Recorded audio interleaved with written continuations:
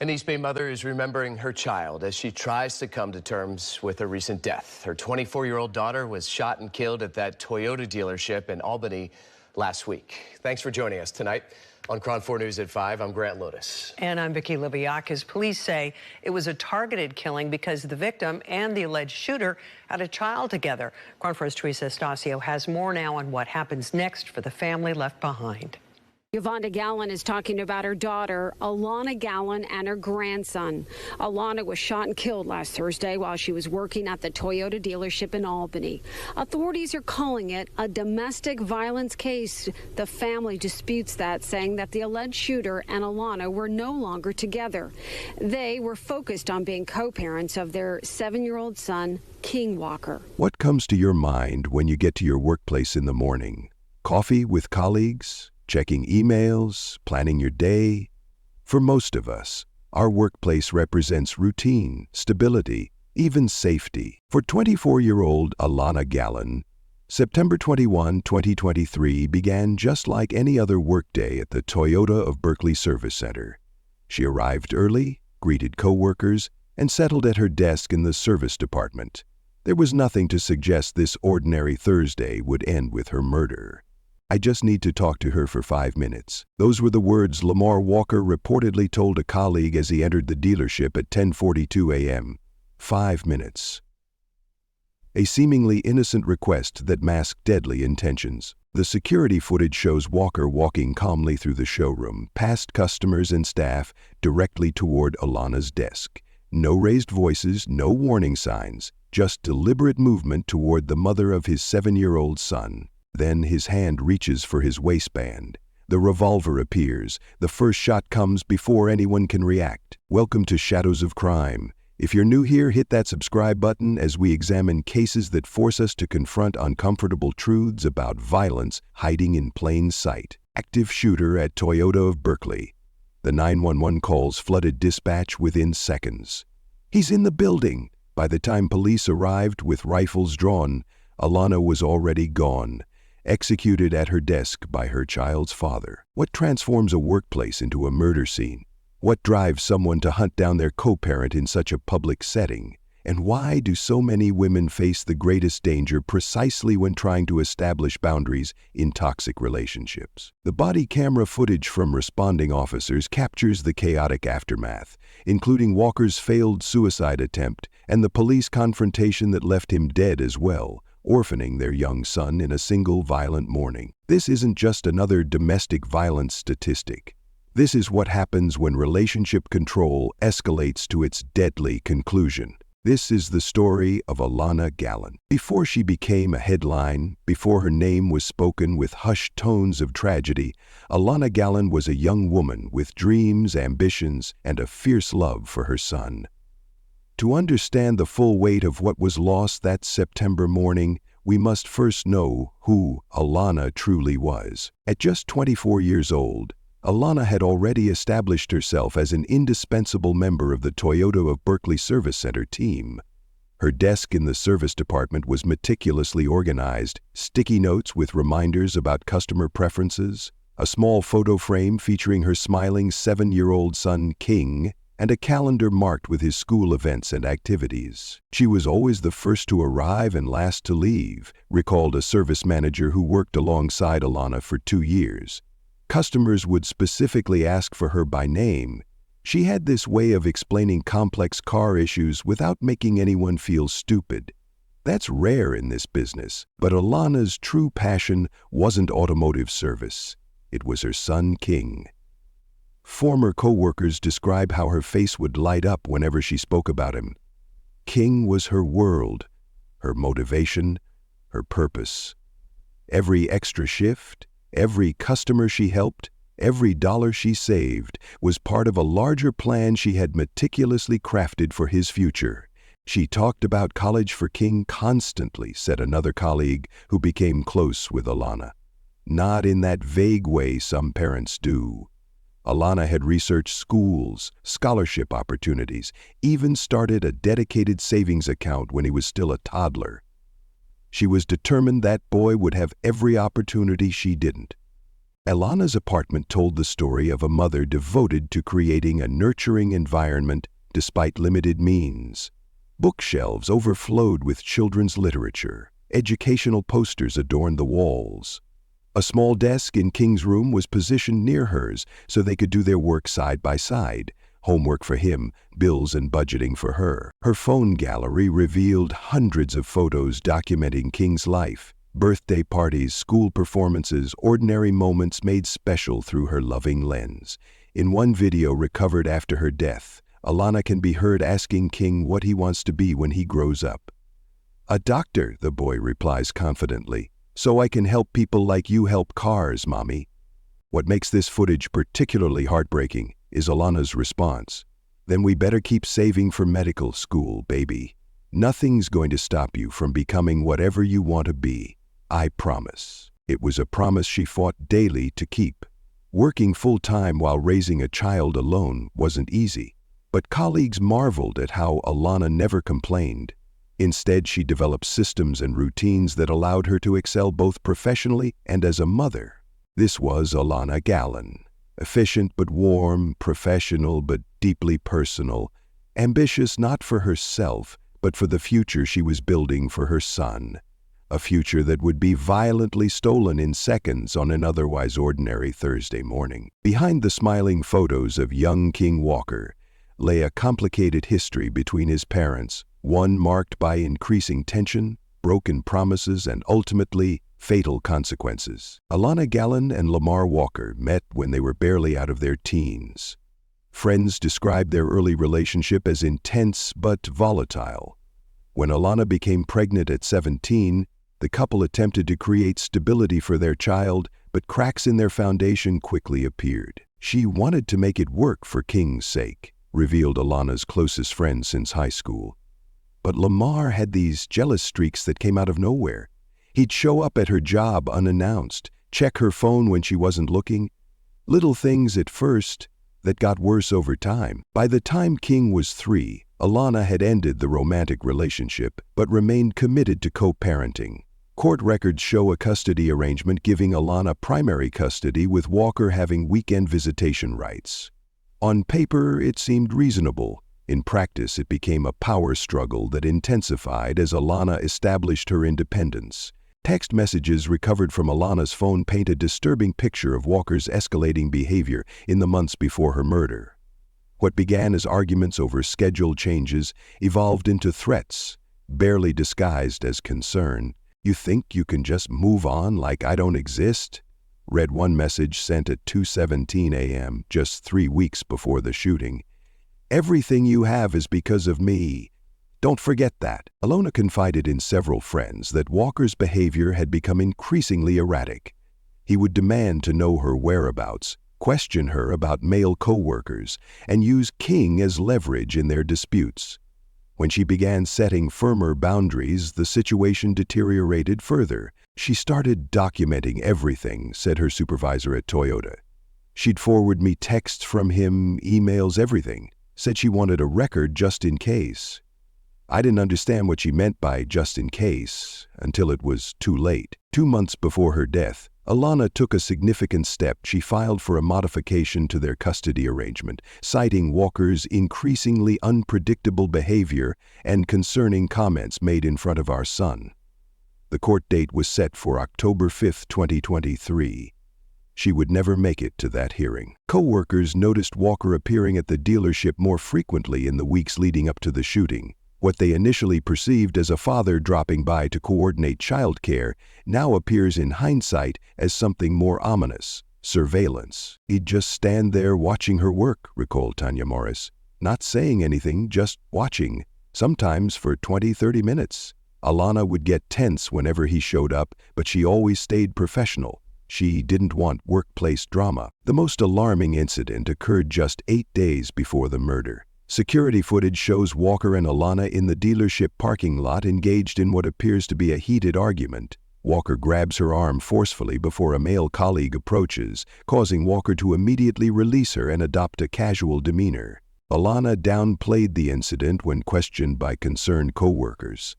"It's nothing," she reportedly said. "He's just upset about some changes I'm making. He'll get over it. And he didn't get over it. Instead, Walker's resentment festered, fueled by the prospect of losing control over Alana through the upcoming custody modification. Friends report that Alana had recently mentioned dating someone new, perhaps the final trigger for a man who viewed her as a possession rather than a person. The night before the shooting, Alana sent a text to her mother that now seems prophetic. "I'm tired of looking over my shoulder. After the court date, things will be different. King deserves better than this." Hours later, Walker would ensure that court date never arrived. Have you ever witnessed concerning behavior in relationships around you? What did you do? The warning signs in Alana's story weren't hidden. They were visible to friends, family, and coworkers. Yet, like so many cases of domestic violence, these red flags were recognized too late, understood only in retrospect, after violence had already claimed its victim. September 21, 2023, began as an unremarkable Thursday in Albany, California. The morning fog had just lifted when Alana Gallen arrived at the Toyota of Berkeley Service Center at 7:45 a.m., 15 minutes before her shift officially began. A habit that exemplified her dedication to her job. Security footage shows her morning routine, setting up her workstation, checking the day's appointment schedule, and briefly chatting with early arriving colleagues. At 8:03 a.m., she sent a text to her mother, confirming she would pick up King from after-school care at 5:30 p.m. It would be the last message she ever sent. Meanwhile, across town in Vacaville, Lamar Walker's movements that morning suggest premeditation rather than impulse. Cell phone records place him leaving his apartment at 9:17 a.m. A gas station security camera captured him at 9:43 a.m. purchasing fuel and withdrawing $200 from an ATM. The cashier later told investigators Walker seemed completely normal, even smiled and said good morning. At 10:15 a.m., Walker's black Honda Civic appears on traffic cameras approaching the East Shore Highway. He circles the Toyota dealership twice before parking in a spot with direct visibility of the service department entrance, a location that wouldn't be visible from Alana's desk inside. For 22 minutes, he sits in his vehicle. Phone records show he made no calls during this time. Was he contemplating his decision, gathering courage, or simply waiting for the right moment? Whatever thoughts occupied those minutes, they culminated in deadly resolve. At 10:37 a.m., Walker exits his vehicle. Security footage shows him adjusting something in his waistband before walking toward the main entrance. He passes a family looking at new cars, nodding politely to a salesperson holding the door open for him. Elf didn't look angry or agitated, the salesperson later testified, just determined, like a man with a purpose. Inside, Alana is visible at her desk, speaking with a customer about a scheduled maintenance appointment. She smiles, types something into her computer, and hands the customer a printed form. This ordinary interaction would be her last. 10:41 a.m. Walker approaches the service counter. A colleague greets him, recognizing him as Alana's ex. Walker responds with a question. "I just need to talk to her for 5 minutes. Is she available?" The colleague gestures toward Alana's desk. Walker thanks him and walks directly toward her. The customer she had been helping has just left. The timing couldn't have been more perfect. Or more tragic. 10:42 a.m. Alana looks up from her computer. Her expression changes instantly from professional to concerned. Security footage shows her standing, saying something to Walker. Though there's no audio, body language experts who reviewed the footage note her defensive posture, arms slightly raised, body angled away. Whatever words passed between them lasted exactly 8 seconds. 10:42, 13 a.m. Walker reaches into his waistband and pulls out a .38 caliber revolver. The first shot strikes Alana in the chest. As she falls backward, he fires twice more, the final shot hitting her in the head at point-blank range. The chaos that erupts is captured from multiple camera angles. Coworkers dive under desks. Customers run for exits. A security guard at the far end of the showroom reaches for his radio but doesn't approach. He's unarmed and following protocol for active shooter situations. Walker doesn't flee. Instead, surveillance footage shows him walking calmly up the stairs to a second-floor office area, the revolver still in his hand. 10:43 a.m. The first 911 call comes in. A panicked voice, barely comprehensible. "Someone's been shot. Toyota of Berkeley, please hurry." In the background, screams and shouting can be heard. Over the next 2 minutes, 11 more 911 calls flood the emergency dispatch center. Operators struggle to gather information amid the chaos. Active shooter at Toyota Berkeley. A woman's been shot in the service department. He's still in the building. He went upstairs. Oh my God, there's so much blood. 10:47 a.m. The first police units arrive. Berkeley Police Department officers who happen to be just blocks away on an unrelated call. Body camera footage shows them drawing weapons and establishing a perimeter while awaiting backup. Inside, Alana's colleagues have rushed to her side despite the danger. Security footage shows 2 service technicians attempting CPR while another presses a jacket against her wounds. Their faces register the grim reality before medical professionals would confirm it. The damage was catastrophic and unsurvivable. 10:52 a.m. Additional police units arrive, including tactical officers with rifles and ballistic shields. They begin a methodical search of the building, directing terrified employees and customers toward exits. This story highlights how quickly violence can escalate, just 10 minutes from Walker's arrival to the first police response, with 3 gunshots that forever changed countless lives in mere seconds. If you're finding this information valuable, please hit the like button to help others find it too. As police cruisers screeched to a halt outside the Toyota dealership, officers faced a nightmare scenario. An active shooter inside a sprawling commercial building with dozens of potential victims. Body camera footage from the first responding officers captures the controlled urgency of their approach. "Berkeley Police, everyone out with your hands visible." The commands echo through the showroom as officers move in tactical formation, weapons drawn.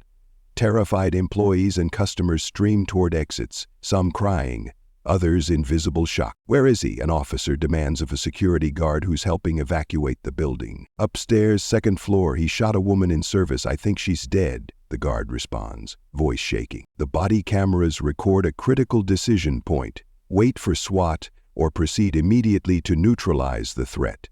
With lives potentially at risk, the officers choose the latter. "Dispatch, we're forming an active shooter response team and moving to the second floor," radios the lead officer, identified in reports as Sergeant James Kelly. "Be advised, suspect is armed with a handgun, 1 victim confirmed down." The footage becomes chaotic as 4 officers ascend the stairwell, their breathing heavy, weapons trained upward. Radio chatter confirms more units are securing the perimeter and clearing the first floor. At the top of the stairs, they pause, communicating with hand signals before entering the second floor corridor. What they couldn't know was that Lamar Walker had positioned himself behind a partial wall in an administrative office area. Surveillance footage from a second-floor camera shows him attempting to turn the gun on himself moments before police arrived. The revolver with 1 round remaining misfired, a malfunction that would lead to the final deadly confrontation. "Police, drop the weapon, show me your hands!" The commands are shouted in unison as officers spot Walker. Their body cameras show him partially obscured behind office furniture, the gun still in his hand. For 13 agonizing seconds, officers continue issuing commands. Walker remains motionless, except for his right arm, which begins to raise the weapon. "He's pointing! Gun! Gun!" an officer shouts. 3 officers fire simultaneously, 7 shots in total. The body camera footage jolts violently with each discharge, temporarily obscuring the view. When it stabilizes, Walker is down, the revolver lying several feet from his outstretched hand. "Suspect down, shot fired, second floor secure." The radio transmission is tense but controlled. As officers approach cautiously, the body cameras reveal a grim scene. Walker lying motionless near a toppled trash bin and water cooler. Beyond him, partially visible behind a desk divider, lies Alana's body. "I've got 2 down," reports an officer, kneeling to check Walker's pulse. Male suspect still has vitals. Female victim appears deceased. GSW to the head. Another officer secures Walker's weapon, a .38 caliber revolver with 5 spent casings and 1 live round jammed in the cylinder, explaining the misfire that prevented his suicide attempt. Despite their training for such scenarios, the officers' body cameras capture their human reactions. One turns away momentarily. Another's hands visibly shake as he applies handcuffs to Walker's wrists.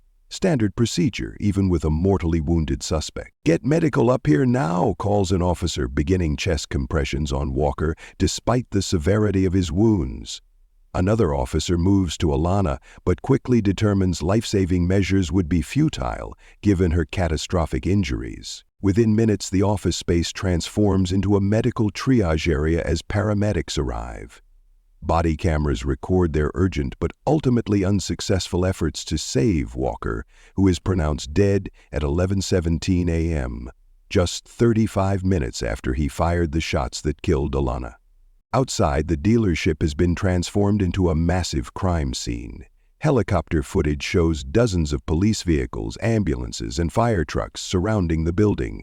Shocked employees huddle in groups in the parking lot, many still in tears, others on phones delivering the unthinkable news to loved ones. For the officers involved, the incident would trigger multiple investigations, standard procedure for any police shooting. All would eventually be cleared of wrongdoing, with the Alameda County District Attorney's Office ruling the use of deadly force justified given Walker's actions. The body camera footage, later released to the public as part of transparency protocols, provides an unfiltered view of modern police response to active shooter situations, the split-second decisions, the controlled chaos, and the human toll on everyone involved. What state or country are you watching from, and how do police handle domestic violence cases there? Do they have specialized units or protocols for potentially volatile situations like custody disputes? Share your thoughts in the comments below. In the aftermath of the shooting, the Toyota dealership transformed from a place of business into a complex, multi-agency crime scene. Yellow evidence markers dotted the floor of the service department. Forensic photographers documented blood spatter patterns.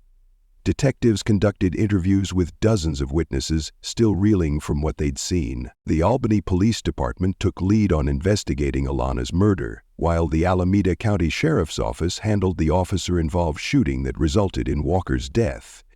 This dual investigation created a web of evidence collection, witness statements, and forensic analysis that would take months to fully process. "We're treating this as 2 separate but connected incidents," explained Lieutenant of the Albany Police Department at a press conference the following day.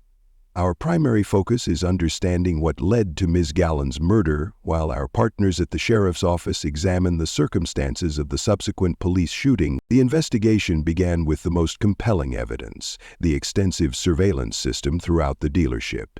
16 cameras had captured Walker's movements from the moment he entered the building until the final confrontation upstairs. Forensic video analysts worked to enhance footage, synchronize timestamps, and create a comprehensive timeline of events. "The video evidence in this case is unusually comprehensive," noted Detective Aaron Michaels, lead investigator for Albany PD. "We can track the suspect's movements second by second, which eliminates any question about the sequence of events." The surveillance footage revealed critical details about Walker's demeanor and actions. He never ran, never shouted, never displayed obvious agitation. His movements were deliberate and focused. The shooting itself, captured from 2 angles, showed no hesitation, a factor investigators cited as evidence of premeditation rather than a crime of passion. At the scene, evidence technicians recovered 5 spent shell casings from Walker's .38 caliber revolver. Ballistics confirmed 3 had been fired at Alana, while 2 appeared to be from his failed suicide attempt. The weapon itself yielded crucial information. It was registered to Walker's father, who reported it missing from his home safe 3 days before the shooting. "The timeline suggests this was not a spontaneous act," Detective Michaels stated in court documents. The suspect acquired the weapon days in advance, conducted what appears to be surveillance of the victim's workplace, and executed a planned attack. Cell phone records provided another layer of evidence. In the week before the murder, Walker had searched online for phrases including California gun laws, how to remove a gun's safety, and most tellingly, what happens to child custody if mother dies. His browser history also showed multiple visits to the Toyota dealership website, specifically viewing their staff directory and service department hours. The Alameda County Sheriff's Office conducted parallel investigations into the officer-involved shooting. Body camera footage from all 4 officers who fired their weapons underwent frame-by-frame analysis. Trajectory experts mapped the bullet paths in the second-floor office space. Internal affairs investigators conducted extensive interviews with each officer involved. The officers followed department protocols for active shooter response, stated Lieutenant Taya Modesty, spokesperson for the sheriff's office. The suspect had already demonstrated deadly intent and was given multiple commands to drop his weapon before officers fired. Perhaps the most disturbing evidence came from Walker's apartment, where investigators discovered a handwritten letter addressed to his son. The contents, partially released in court documents, included the lines, "I'm sorry you have to grow up without us, but I couldn't let her take you from me. Sometimes a man has to make impossible choices." The letter was dated the day before the shooting. As the investigation progressed, officials from both agencies coordinated their findings, building a comprehensive picture of the tragedy. Berkeley Police spokesperson Officer Jessica Perry summarized their approach. The investigations are still underway, but in the interests of transparency, we wanted to provide what information we can right now.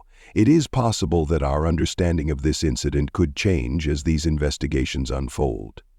The yellow crime scene tape eventually came down. The news vans packed up and left. The police reports were filed. But for those connected to Alana Gallen and the Toyota dealership, the ripple effects of September 21st continued to spread outward, touching lives in ways both visible and invisible. The dealership remained closed for 2 weeks following the shooting. When it reopened, the service department had been completely remodeled. Different desk configurations, new paint, new flooring. Management understood that no employee could be expected to work in a space that still bore the invisible stains of such violence. "We couldn't just go back to business as usual," explained the dealership's general manager. "Some things can't be fixed with a fresh coat of paint, but we had to try something. Our team is family, and Alana was part of that family." For Alana's co-workers who witnessed her murder, returning to work proved impossible for some. 3 employees resigned, unable to separate the building from the trauma they'd experienced there. Others returned, but requested transfers to different departments. The dealership brought in trauma counselors and established an employee assistance fund to cover therapy costs not covered by insurance. "I still hear the shots sometimes," admitted Marcus Jennings, who had worked beside Alana for 2 years. "I'll be in the middle of helping a customer and suddenly I'm back there, watching it happen all over again. The counseling helps, but some days are harder than others." The community response extended beyond the workplace. A memorial of flowers, photos, and handwritten notes grew outside the dealership. Local domestic violence prevention organizations reported surges in calls and volunteers.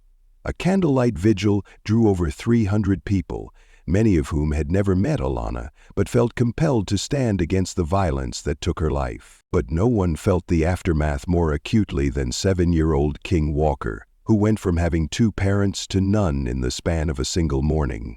The boy was in school when the shooting occurred, spared from witnessing the violence, but thrust into an unimaginable new reality.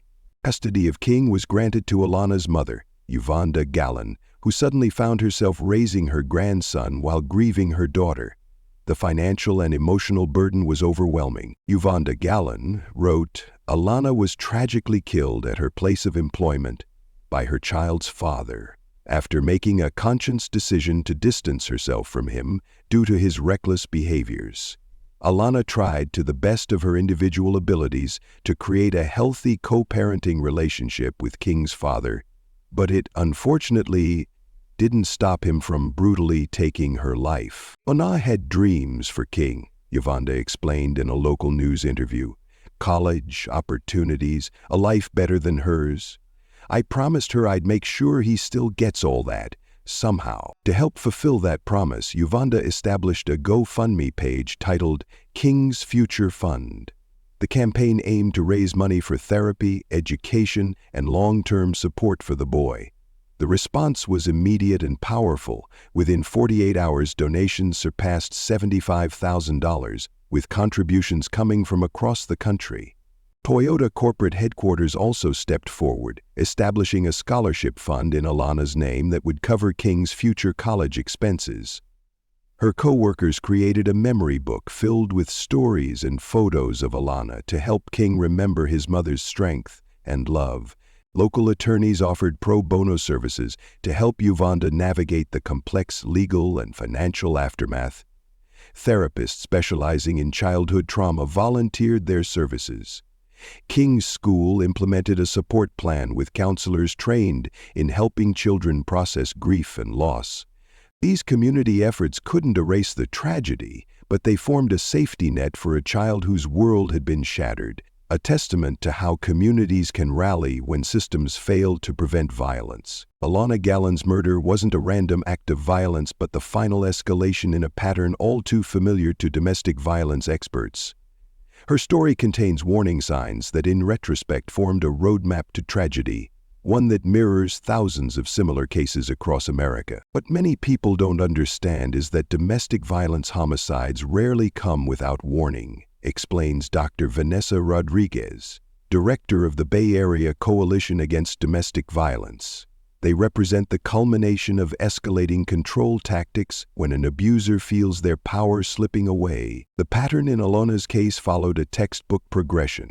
Initial jealousy and possessiveness disguised as concern, monitoring her whereabouts, using their child as leverage, escalating confrontations, and finally violence when she took concrete steps toward independence through legal channels. The timing of Alana's murder, just 2 weeks before a custody modification hearing, aligns with statistics showing that the most dangerous period for victims is when they attempt to leave or alter the relationship dynamic. Studies indicate a 75% increase in violence risk during this separation period. Workplace violence adds another disturbing dimension. According to the U.S. Department of Labor, homicide is the lead cause of death for women in the workplace, with current or former intimate partners responsible for approximately 43% of these murders. Abusers target workplaces because they know exactly where to find their victims, notes former FBI profiler Alex Harrison. It's predictable, accessible, and often lacks security measures to prevent such attacks. It's also a final act of control, destroying not just the victim's life, but their professional identity and workplace relationships. Warning signs visible in Alana's case included Walker's increasing presence at her workplace, the physical confrontation in the parking lot witnessed by colleagues, his explicit threats via text message, and his reaction to her legal efforts to modify custody arrangements. The tragedy here is that each red flag was visible, but not necessarily to the same person, Draki Rodriguez points out. Her friends knew some concerns, her co-workers witnessed others, the courts had limited information. Without systems to connect these dots, the full picture often emerges only after it's too late. Experts emphasize that prevention requires both individual awareness and institutional response. Workplace violence prevention policies, better coordination between courts and law enforcement regarding custody disputes, and community education about recognizing warning signs before they escalate to lethal violence. Alana Gallon's empty desk at the Toyota dealership stands as a stark reminder of how quickly domestic violence can escalate, from threatening texts to deadly force. Her story isn't just a tragedy to be mourned, but a lesson that demands action. Breaking the cycle of violence requires awareness, action, and community support, 3 elements that, when missing, create gaps through which victims like Alana fall.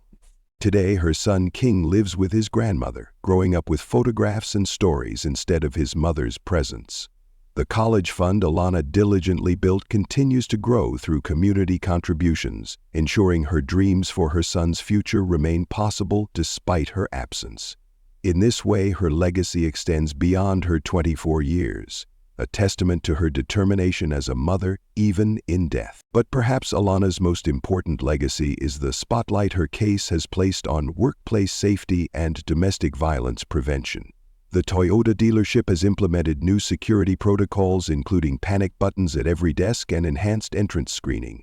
Local businesses have followed suit, recognizing that workplace protection must extend beyond robbery prevention to include domestic threats. For those currently experiencing domestic violence, resources exist that Alana might not have fully accessed. National Domestic Violence Hotline 1-800-799-7233. Workplace violence prevention programs through local police departments. Court-mandated protection orders with enhanced enforcement. Emergency shelter services for those needing immediate safety. No single intervention could have guaranteed Alana's safety, but a coordinated response across multiple systems might have created a stronger safety net.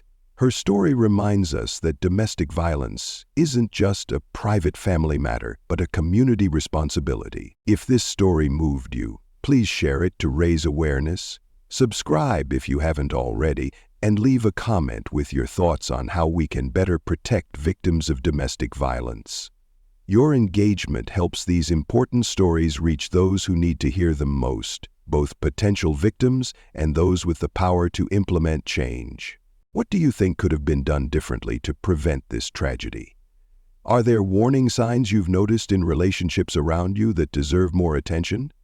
The conversation about domestic violence prevention can't end with this video. It must continue in our workplaces, our courts, and our communities if we hope to prevent the next Alana Gallen from becoming a headline rather than the mother, daughter, and colleague she deserved to remain.